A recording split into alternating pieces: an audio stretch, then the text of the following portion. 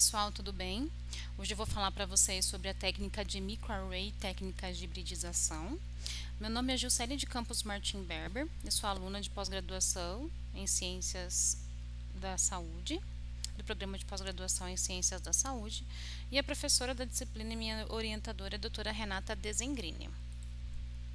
Então, as técnicas de hibridização, basicamente, elas utilizam fragmentos de DNA, que também podem ser chamados de oligonucleotídeos, sondas ou probe. Eles são dispostos em regiões específicas de uma superfície. Essa superfície ela pode ser inclusive uma lâmina de microscopia. Elas são utilizadas, essas sondas elas são marcadas e através dessa marcação é possível identificar e quantificar ácidos nucleicos alvo, o que você deseja achar numa determinada amostra. Esse DNA marcado, essa marcação, ela pode ser através de fluorescência. Inclusive a técnica de microarray, ela utiliza muito a fluorescência como marcação, como marcador. Pode ser utilizado substâncias radioativas, como o radioisótopo o fósforo 32, que ele incorpora um fosfato de DNA. E também pode ser através de marcações enzimáticas, como a biotilanada, que utiliza ali a avidina e a streptavidina, como marcação, para a técnica de marcação.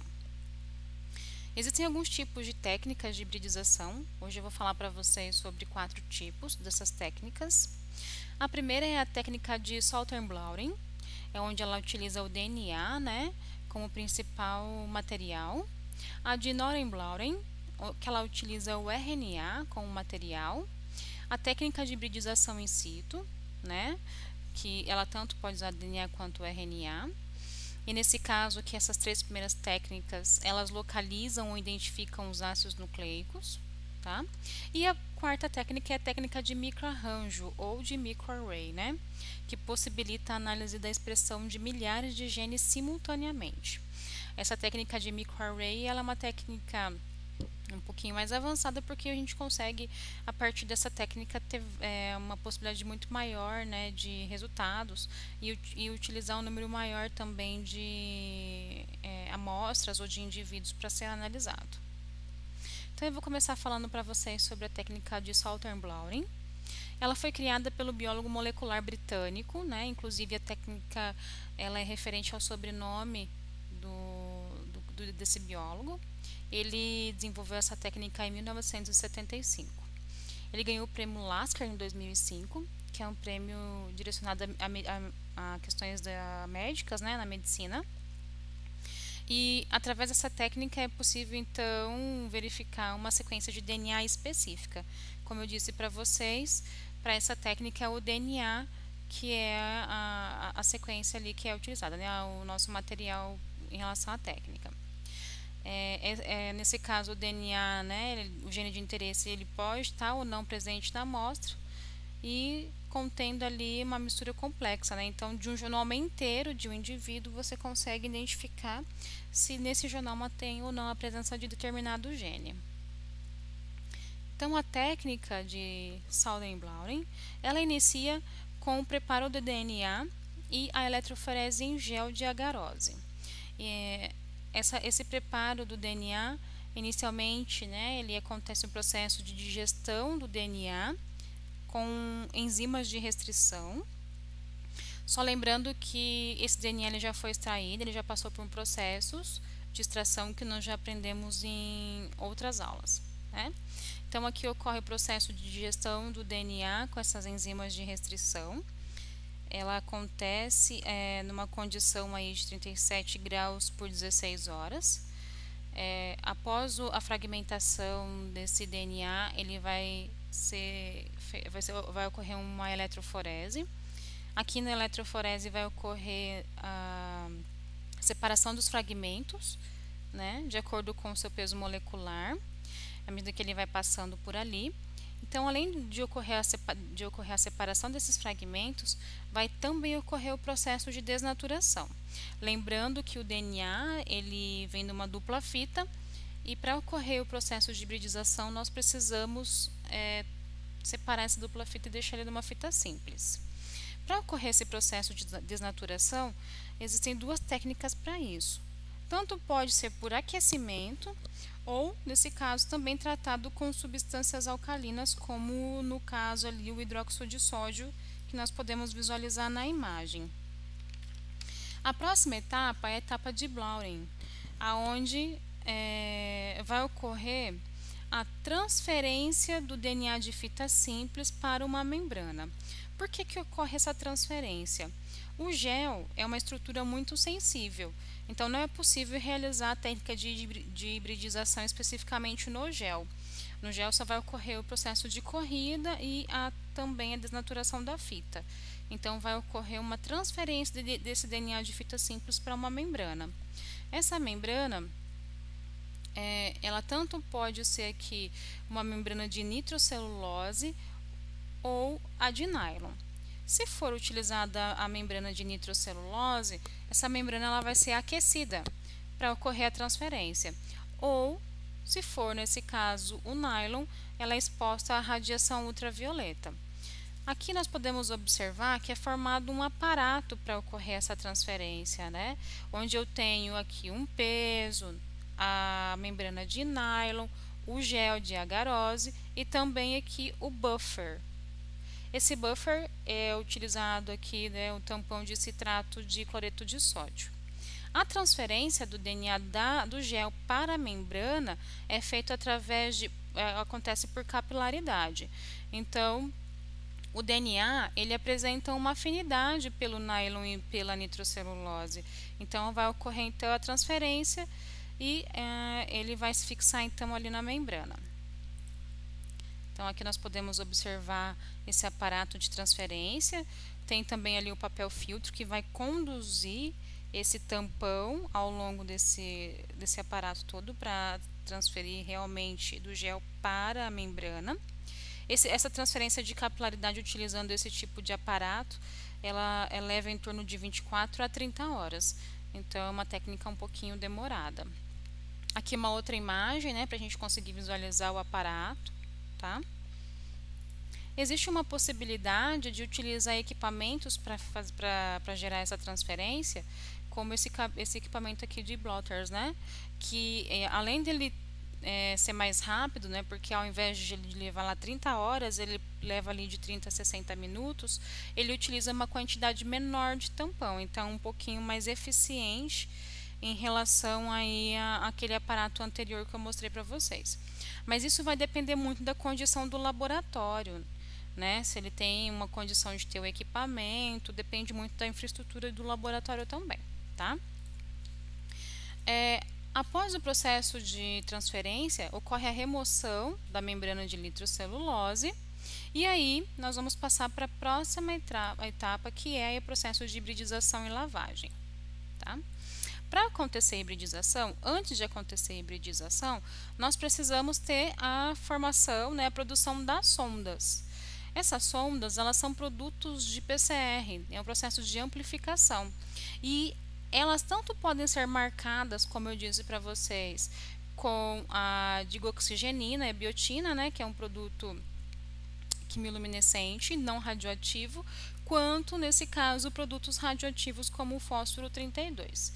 Tanto para a quimiluminescência quanto a radioativa, existem kits hoje no mercado que nós podemos comprar e preparar a sonda através desses kits. Eu coloquei aqui para vocês, né, o nome de uma marca, não querendo fazer propaganda, mas é uma opção aí de fábrica, né, de indústria para poder realizar ali a compra do kit. Essas sondas, elas apresentam em torno de 25 a 2.000 pares de bases. Lembrando que a sonda ela também tem que ser, né, nesse caso, produzida em forma de fita simples, porque ela vai ter que se anelar ao DNA que foi também desnaturado, que também está na constituição de fita simples. Aqui, então, é o processo de hibridização. Para que aconteça o processo de hibridização, nós temos que lembrar que nós temos a sonda, então, aqui em fita simples, e também o material genético, o DNA em fita simples. Vai ocorrer, então, um processo de hibridização, onde eles vão ser incubados por 16 horas numa temperatura de 60 graus, numa solução de pré-hibridização. Vai ocorrer durante esse processo de hibridização, vai formar uma dupla fita, as heterodúplices, né? E depois de hibridizar, vai ser feita a lavagem dessa membrana. Essa lavagem é necessária para retirar as sondas que não se ligaram. Então, basicamente, o que vai ficar é só a fita, né, a amostra que você deseja estudar e a sonda que se ligou, mostrando que aquele gene, aquele trecho da sua amostra, ela está presente ali, tá? Então, é feita a lavagem para retirar essa sonda que não é necessária. Após a hibridização, nós vamos detectar o que aconteceu, o que foi ligado ou não. E essa detecção ela pode ser por radiografia, por fluorescência ou por marcadores cromogênicos, né, que geram uma cor. Então aqui nós temos essas duas possibilidades nessas duas imagens, mostrando ali a revelação, né, em filme de raio-x, e também aqui a membrana marcada colorimetricamente, né? Então aqui a gente observa as bandinhas. Uma coisa em relação à técnica é que ela não possibilita uma análise de um número muito grande de amostras, porque isso vai depender muito da estrutura também ali do laboratório. E aqui, como a gente pode observar, nós temos 1, 2, 3, 4, 5, 6, 7, 8 amostras, né? Então, e aqui é um marcador, né? Então, nós temos aí basicamente um número restrito em relação às amostras. Esse aqui foi um artigo que usou a técnica, né, que para detecção do provírus da imunodeficiência felina em gatos domésticos pela técnica de reação de cadeia da polimerase, e depois ele foi confirmado usando aqui a técnica de Sauer-Bleuren, tá? Nesse experimento especificamente eles observaram, né, eles utilizaram fragmentos de DNA escolhido para amplificar a região do gene GAG, do lentivírus. Aqui nós temos algumas aplicações em relação à técnica, né?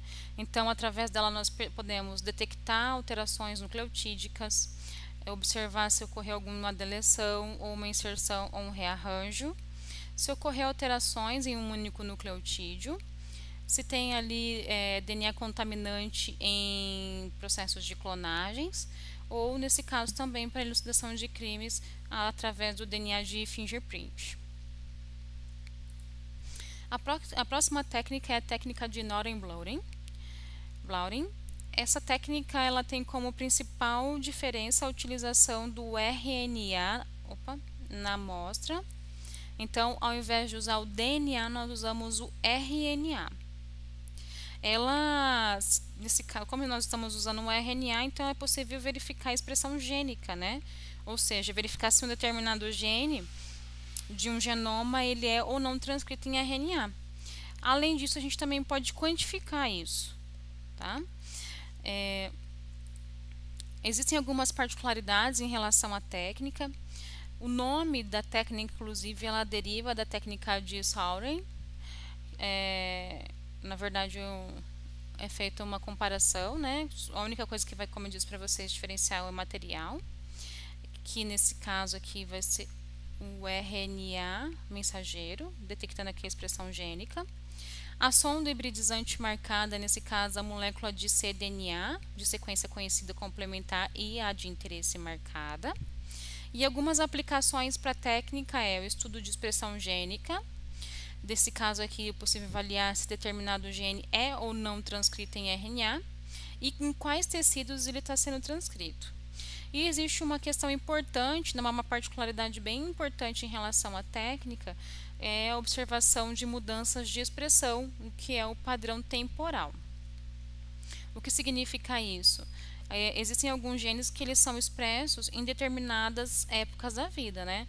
Pode ter alguns genes que eles são expressos num embrião e que não vai ser expresso num adulto. Então, nós temos que observar e saber qual é o gene e qual o tecido que você vai coletar para isso.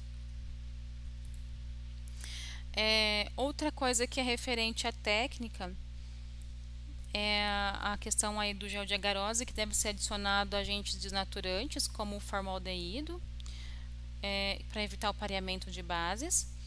Outra coisa importante é a questão da degradação do sRNA. Então, ali é sensível às enzimas, né, às RNases. Então, ela deve ser mantida numa condição de RNase free até a transferência desse material para a membrana, tá? Essa questão aí da membrana é um cuidado bem importante, porque você senão acaba perdendo o material.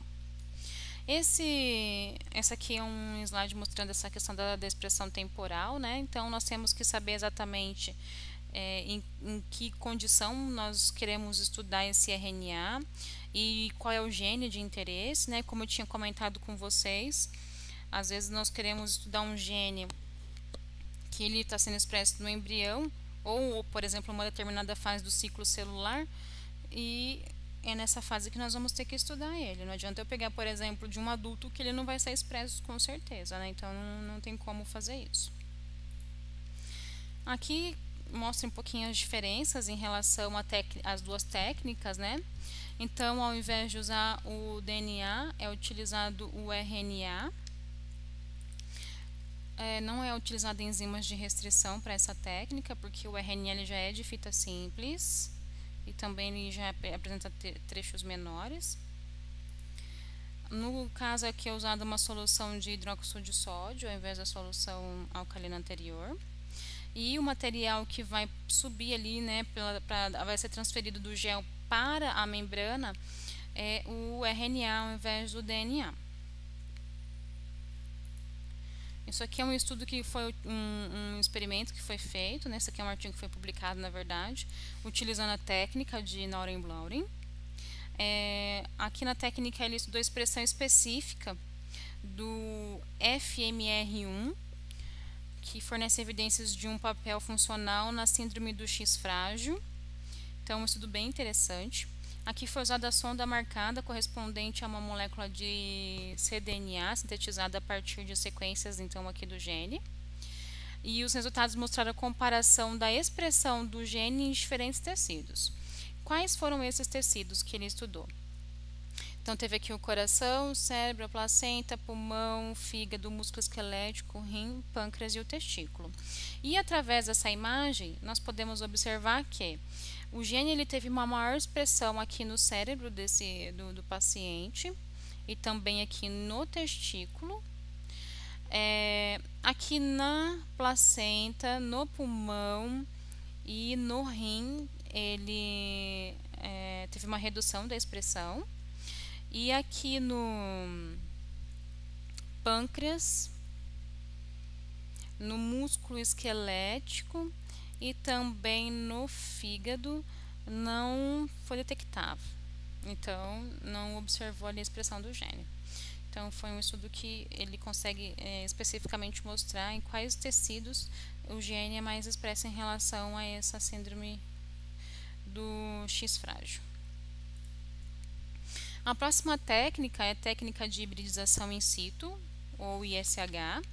Essa técnica ela é bem legal, é um pouquinho mais prática em relação às outras. Por que ela é mais prática? Porque você consegue fazer a hibridização diretamente no local do que você está retirando a amostra. Então, ela permite detectar ácidos nucleicos presentes em cromossomos, diretamente no cromossomo, nas células ou no tecido. E esse material ele vai ser fixado em lâmina de microscopia, né? O ácido nucleico então está imobilizado em estruturas nativas, e é por isso que diz então que vai fazer uma hibridização in situ.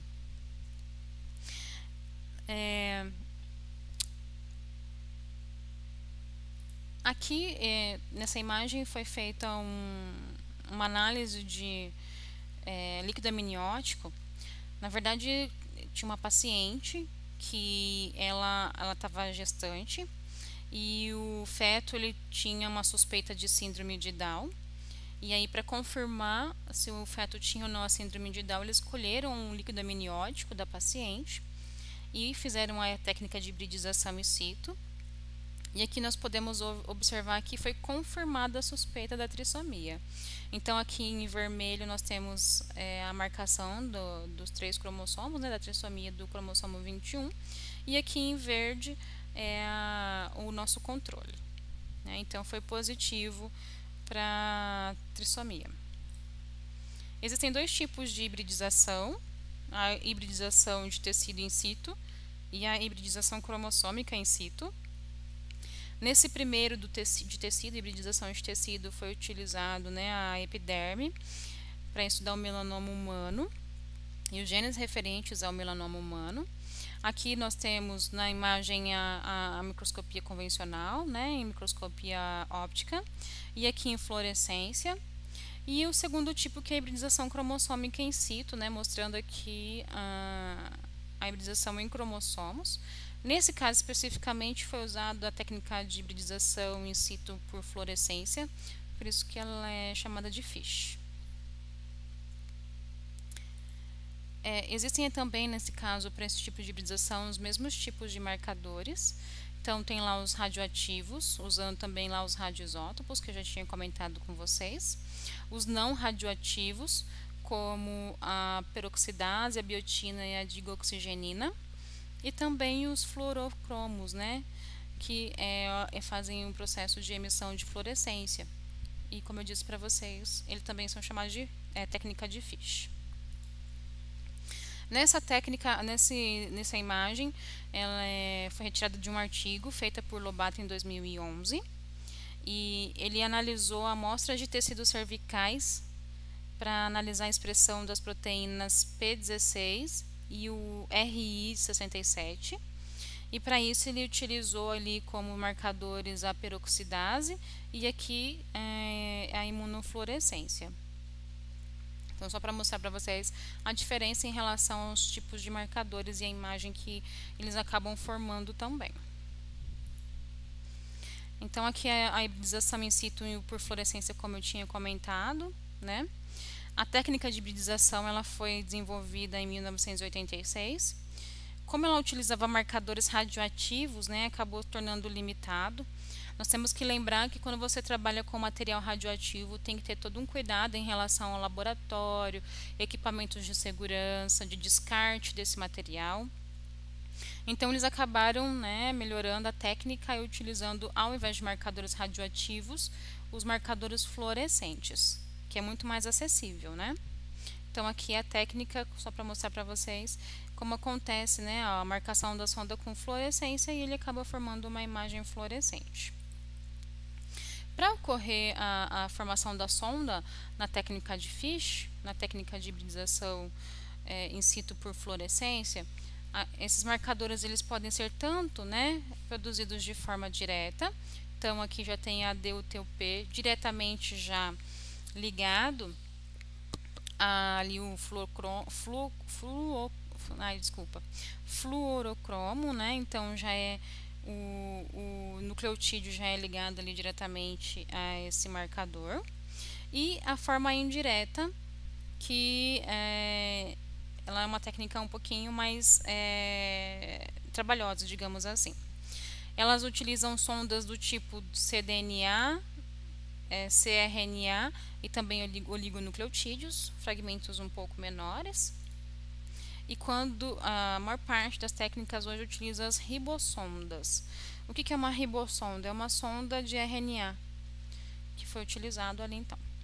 Mas só para a gente retornar então, aqui é um slide mostrando para vocês como acontece esse processo de marcação de sonda indireta. Tá? Então, como eu disse, ela é um pouquinho mais trabalhosa, por isso que eu acabei colocando um slide específico para ela. Então, é um processo de marcação feita por Nick Translation, onde nós temos a DNA polimerase, que é usada para substituir os oligonucleotídeos normais, né, comuns, por nucleotídeos marcados. Esse processo é feito in vitro. Tá? Então, essa é a técnica aqui onde nós vamos utilizar a DNA polimerase, que vai estar substituindo então esses nucleotídeos por nucleotídeos marcados. E ela começa então com um processo de amplificação, uma reação de amplificação, com o trecho que você deseja amplificar, lógico, né? Então isso vai depender também dos primers e você pode desenhar isso, como a gente também já aprendeu com a professora em aulas anteriores. O DUTP ele é ligado com a pítano, como com a biotina e a digoxigenina. E nesse caso eles funcionam como se fosse um antígeno. E ali para ocorrer a visualização, nesse tipo de situação, é necessário então uma reação antígeno-anticorpo, né, onde o anticorpo ele vai estar ligado ao fluorocromo. Então, é a partir dessa excitação aqui, né,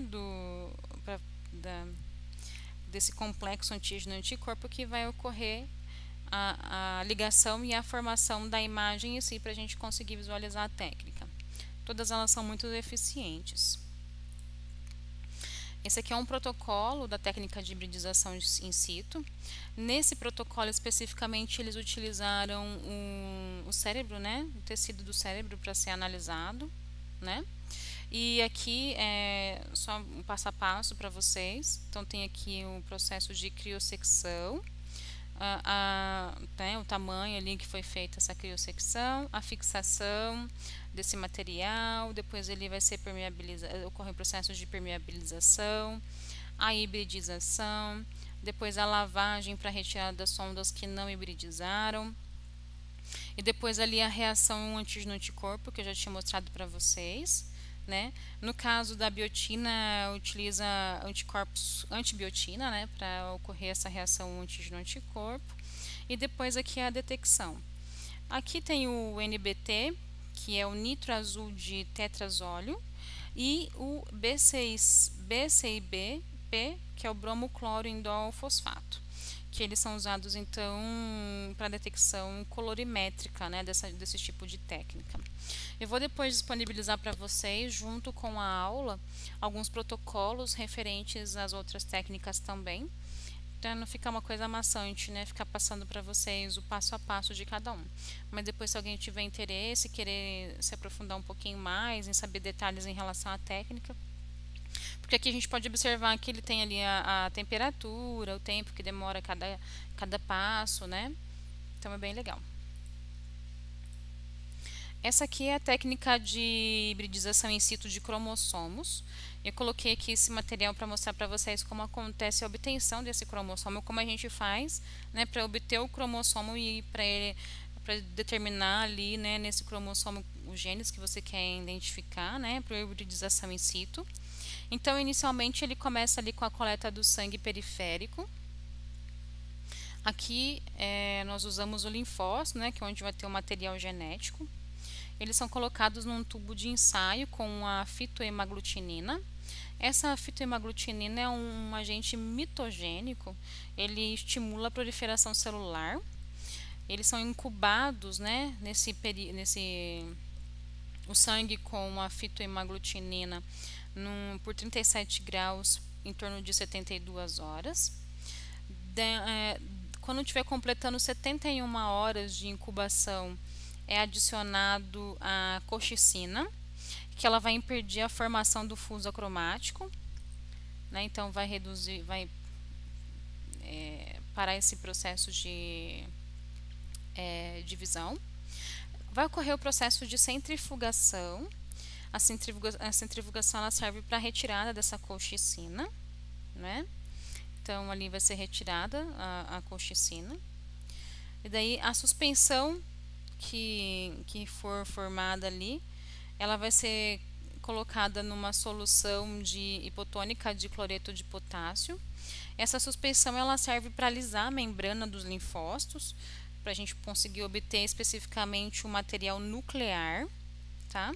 Aí depois é feita novamente um processo de centrifugação. E aí depois de ocorrer a centrifugação é feita a remoção desse soluto hipotônico. E daí as células elas vão ser fixadas em lâmina através de uma pipeta de Pasteur, né? Então vai ser feita uma distribuição ali em cima da lâmina. Esse material ele vai ser fixado na lâmina por aquecimento ou também por ácido acético, pode ser qualquer um desses dois. E aí vai ser feita a coloração, que pode ser inclusive usar a ginseng para fazer essa coloração.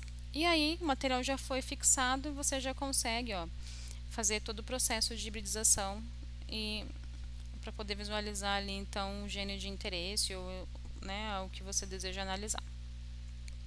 Eu coloquei aqui esse slide para mostrar para vocês então como é que é feito o processo de obtenção desses cromossomos para o estudo dele em si. E aí nós temos algumas aplicações em relação à técnica de hibridização in situ.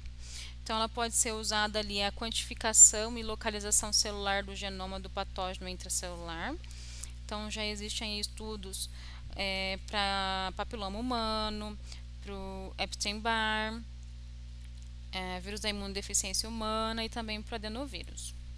E aqui especificamente para a fluorescência in situ, né, a FISH, que permite a detecção de translocações cromossômicas específicas, também para trissomia, para deleções e para observar a localização tecidual e a expressão temporal e espacial dos transcritos em determinado gene. Então é uma técnica bem diversificada, né, bem ampla. E só que, como eu disse para vocês, todas essas três técnicas, o número de amostras é um pouco reduzido. A gente não consegue trabalhar com muitas amostras ao mesmo tempo. Esse aqui foi um estudo que usou, né, a técnica de hibridização in situ, né, para estudar aqui o desequilíbrio genômico em doenças cardíacas congênitas sindrômicas. O objetivo do artigo era identificar o desequilíbrio genômico do patógeno em relação aos pacientes com cardiopatia congênita e ainda com anomalias extracardíacas e exclusão da síndrome de deleção do cromossomo 22 do braço Q. E aqui um outro também estudo que usou hibridização in situ, que foi para detectar a detecção do papilomavírus humano em lesões verrugosas orais, então por meio dessa técnica.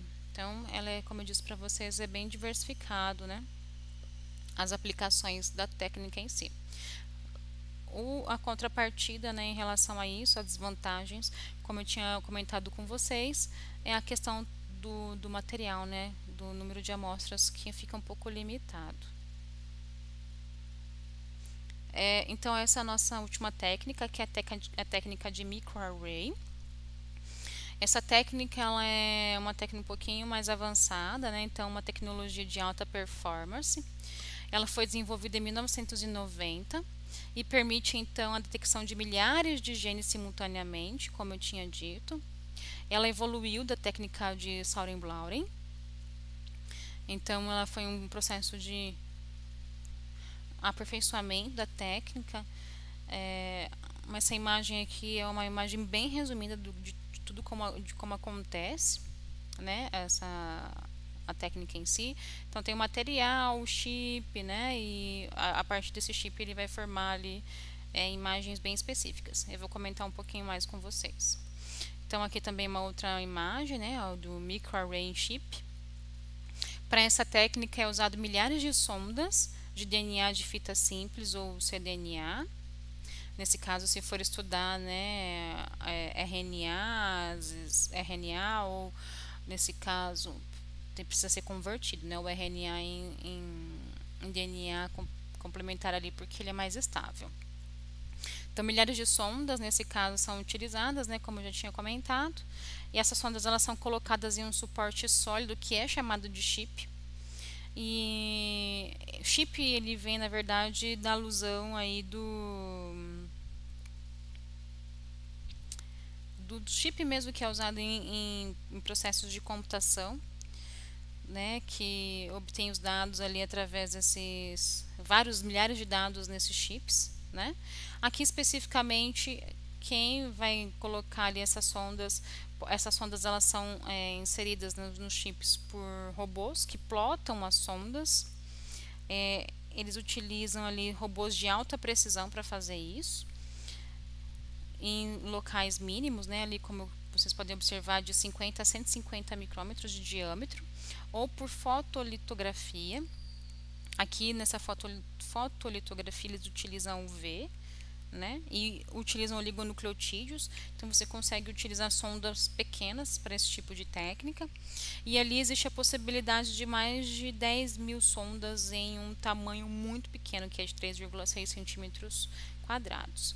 Então a gente pode observar que a técnica ela é uma técnica mais avançada, né, em relação às outras, né, que utilizavam técnicas um pouquinho mais, digamos assim, antigas em relação às outras. Então, aqui vou explicar para vocês como acontece, né, como é o processo metodológico da técnica de microarray. Ela inicia com uma amostra de DNA. Então, se você quer estudar o DNA, né, então é feito um processo, como eu já tinha dito para vocês, nós partimos do pressuposto que, né, que vocês já sabem como é feita essa extração, né, a extração do DNA. Aí, essa amostra ela vai passar por um processo de amplificação e marcação da amostra. Então, aqui nesse slide eu consigo explicar melhor para vocês como é feito esse processo de amplificação. Então, nós temos aqui um DNA genômico, né, que foi extraído do indivíduo. Pode ser extraído também ali, por exemplo, de sangue, né, o sangue periférico também, usando os linfócitos. Então, você tem ali o DNA genômico. Opa. Esse DNA genômico ele vai passar por um processo de digestão com enzimas de restrição. Então, você vai fragmentar esse DNA genômico, vai passar a fragmentar ele em tamanhos diferentes. A partir do processo de fragmentação, você vai ligar esses fragmentos com adaptadores, né?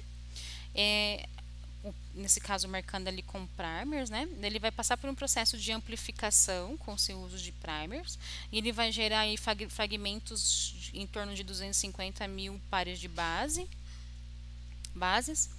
Esse DNA, depois de amplificado, ele vai ser marcado. Aí vai depender do tipo de marcador que você quer usar, se vai ser o marcador fluorescente ou se vai ser a biotina, né? Então vai ser marcado e fragmentado, e esse material, né, ele vai ser então plotado ali no chip para que ocorra um processo de hibridização. Aqui existem algumas particularidades em relação à técnica também, que existem aí, como eu disse para vocês, né, uma possibilidade de usar sondas fluorescentes, utilizando os fluorocromos, né? Aqui pode ser utilizado o CY3 e o CY5. O CY3 ele gera uma cor verde e o CY5 uma cor vermelha. E aqui existem algumas formas de leitura desses dados. Então, aqui especificamente é um scanner com 2 canais. Então, ele consegue, né, analisar as duas amostras cohibridizadas na mesma matriz, né? Então, você consegue analisar esses 2 materiais. Aqui, especificamente, o RNA teste ele foi marcado com o fluorocromo verde e o outro foi marcado, né, o controle com o vermelho. E aí ocorre o processo de hibridização na matriz. E aí é feita um escaneamento, né, e é esse tipo de imagem que o scanner capta, né, para saber se ocorreu a expressão, né, se está ocorrendo ou não a expressão de determinado gene. Nesse caso aqui especificamente, quando ele aparece em verde, é o RNA teste que está sendo expresso. Então, em todos os potezinhos, em cada pontinho desse aqui, ó, se ele aparece na cor verde, quer dizer que é o gene verde que está sendo expresso. Se for o vermelho, é o gene vermelho. Ó, por exemplo, aqui nesses pontinhos, é um gene vermelho que está sendo expresso. Agora, se for uma cor amarela, uma cor intermediária, isso está nos dizendo que são os 2 genes que estão sendo expressos. Essa aqui é a outra marcação, no caso aí para o microarray, como eu disse para vocês, que é com a marcação com a biotina, né, de forma enzimática. Então, você tem ali o DNA total, é feita a transcrição reversa, né, formando o DNA, o cDNA. Aí ele É colocado esse material in vitro, ele é marcado ali, né, com a biotina através de reações enzimáticas. Esse fragmento ele vai passar por um processo de hibridização e aí ele faz a marcação ali, também gerando os dados para a gente. Então, tanto pode ser utilizado a fluorescência como a biotina, né, enzimática para geração, para marcação das nossas sondas. Então, depois que a amostra foi marcada, ela vai ser injetada no array. Essa aqui é uma estufa de hibridização, né? Aqui que vai acontecer todo o processo de hibridização. Aí aqui só para mostrar para vocês, tem a estufa, né? O scanner e também aqui o equipamento para lavagem, né? Então, depois que passou por processo de hibridização, ele vai ser lavado para retirar sondas que não hibridizaram.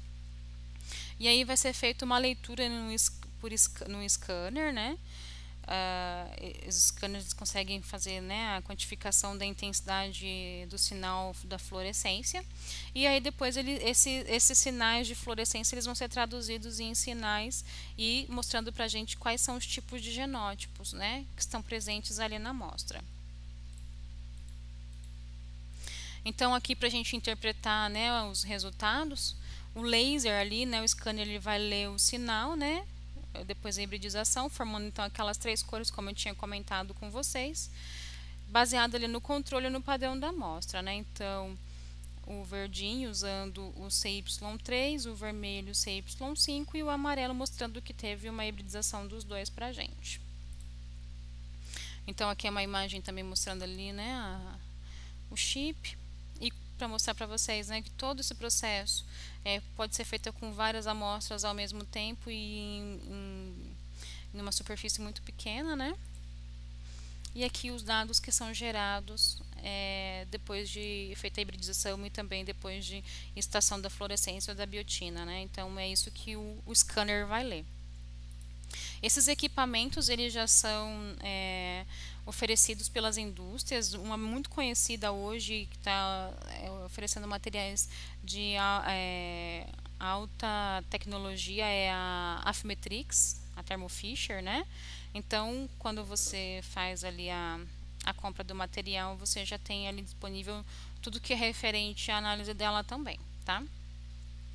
Então, basicamente, esses dados aqui, ó, que são escaneados, né? Então, o scanner ele vai converter toda essa informação aqui num arquivo bruto, né? Ele vai formar um arquivo bruto em relação a esses dados em determinados formatos, né? Aí vai verificar a qualidade o controle de qualidade. É feita uma normalização desses dados ou uma imputação por bioinformática.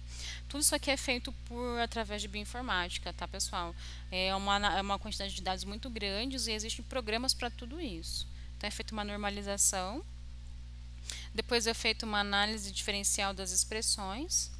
E aí depois, como eu disse para vocês, existem aí softwares que são oferecidas pela própria empresa para fazer todo o processo de análise dos dados, tá? Então, esse aqui é o passo a passo aí depois para a gente conseguir traduzir aquelas imagens anteriores que foram produzidas através do processo de hibridização. E aí, então, aqui também mostrando a imagem para vocês. Existem algumas aplicações bem interessantes e importantes para o microarranjo. Então, no caso aqui, pode ser utilizado para tumores. Eu já vou, inclusive, contar uma história para vocês referente a isso. Para casos de infecções, doenças e vias metabólicas, para detecção de mutantes. Pode ser usado para transcriptônica, né, transcriptomas, que é o estudo dos transcritos, o que está sendo transcrito, né, em RNA. Então, você consegue analisar isso. Na genômica, que é o estudo do genoma mesmo em si, do gene completo do indivíduo. A genotipagem em larga escala. Então, depois eu vou comentar um pouquinho especificamente desse aqui para vocês. E também da proteômica, né, que é o estudo das proteínas expressas por um determinado genoma também. Então, eu coloquei para vocês aqui alguns exemplos de aplicações. Essa aqui é uma imagem que eu tirei do site do Hospital Albert Einstein, que ele utiliza a técnica de microarray para fazer a detecção de algumas anomalias cromossômicas. Aqui especificamente ele utiliza a técnica de CG-H-Array, que é a técnica de hibridização genômica de comparação. Então ele faz uma comparação, né? Então tem lá o material controle com o material que está sendo estudado. Aqui especificamente para esse tipo de análise que é feita no laboratório lá deles, ele consegue detectar deleções, duplicações, translocações, deficiência intelectual, autismo, atraso do desenvolvimento neuropsicomotor, convulsões, atraso de crescimento, atraso de linguagem, malformações, genitália ambígua e as síndromes genéticas variadas. Essa aqui é uma imagem que eu queria comentar com vocês sobre a questão dos tumores, tá? Então aqui especificamente essa mulher ali, né, o nome dela é Melissa, ela começou a apresentar um quadro de falta de ar, e aí ela foi buscar um médico, né, foi procurar um médico para saber o que exatamente estava acontecendo com ela, e aí ela descobriu que ela tinha um câncer de pulmão. E através da biópsia eles descobriram que ela estava com um adenocarcinoma pulmonar. E esse adenocarcinoma ele era inoperável, que ficava, né, porque ele está atrás do coração dela. A partir disso ela começou a buscar vários profissionais em relação, né, oncologistas. Um dos oncologistas que ela procurou pediu para ela fazer um diagnóstico molecular em relação a esse tumor. Aí um outro médico que atendeu falou para ela que era bobagem, que que esse exame não levaria a nada. Mas aí a Melissa ela resolveu fazer 2 exames moleculares, né, aqui no Brasil e nos Estados Unidos. O resultado dela acabou sendo inconclusivo, né? Mas aí o médico dela insistiu e pediu para ela mandar essa amostra para o Japão. E lá no Japão, ela, através da análise molecular, eles descobriram que ela tinha uma mutação chamada ROS1 e que esse tipo de mutação corresponde a 2% apenas de casos de adenocarcinoma. Mas uma coisa muito legal é que para esse tipo de adenocarcinoma existia uma droga específica. Então ela começou a fazer o uso do crizotinib e o câncer dela regrediu. E agora, lógico, ela vai ter que fazer o uso desse medicamento para o resto da vida, né? Mas uma coisa que eu queria chamar a atenção de vocês é que ele coloca na chamada da reportagem assim, né? Ó, a revolução do DNA capaz de salvar vidas do câncer. E com certeza é isso, né? Todos os avanços hoje nós observamos na genética, né? Na genética molecular, ela tem aí como um foco salvar vidas. E eu achei muito interessante, quis trazer para vocês essa imagem. E aqui no meu material eu queria comentar especificamente aqui para vocês referente a esse genotipagem aqui em escalas. Nós temos aí hoje a possibilidade de uso, por exemplo, para o SARS-CoV-2. Então é feito uma matriz especificamente para a doença, para o SARS-CoV-2. E você consegue detectar aí várias doenças relacionadas a ele, tá? Então também uma técnica de microarranjo que é usada aí para esse tipo de análise. Bom, aqui tem alguns vídeos que a professora disponibilizou também sobre as técnicas, né? Então de microarray, de hibridização, a de Soren-Blauren e a de Noren-Blauren. E obrigada. Espero que vocês tenham gostado e entendido aí a minha apresentação, a minha aula. Qualquer dúvida, estou à disposição de vocês na aula presencial.